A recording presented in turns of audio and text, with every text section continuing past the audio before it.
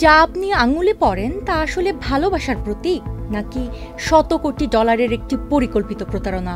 হীরা সত্যি কি এত দামি নাকি সবটাই একটা চকচকে ধোঁকা? 1888 সাল একটি নাম ডি বিয়ার্স, একটি কর্পোরেট প্রতিষ্ঠান যে কিনা পুরো পৃথিবীকে ছড়িয়ে দিল হীরাই ভালোবাসার প্রতীক এই ধারণা। কিন্তু আসল সত্য, তারা বাজারে কৃত্রিম সংকট তৈরি করে হীরার দাম বাড়িয়ে দেয় শতগুণ।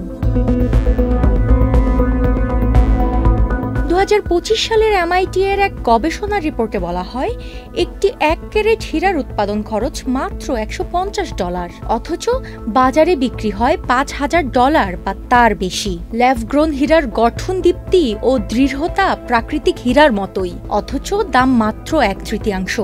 Walton washing machine, simplifying life with hassle-free washing. তাহলে প্রশ্ন হলো, আমরা কিসের জন্য এত মূল্য দিচ্ছি? হীরার জন্য নাকি মনের শান্তির জন্য? আরেকটি অন্ধকার অধ্যায়, ব্লাড ডায়মন্ড। আফ্রিকার যুদ্ধ বিধ্বস্ত অঞ্চলে শিশুদের দিয়ে খনিতে কাজ করিয়ে যেসব হীরা উঠে আসে, সেগুলোর রক্তে গড়া দাম আমাদের কার আঙ্গুলে জ্বলজ্বল করছে জানেন কি? আজকের দিনে ইনফ্লুয়েন্সাররা বলছেন বড় হীরা মানেই বড় ভালোবাসা, কিন্তু এক্ষেত্রে ভালোবাসা সত্যি কোথায়? হীরায় নাকি ইগোতে? চকচকে সবকিছু সোনা নয়, আর হীরা সে তো শুধু কারো তৈরি একটি গল্প।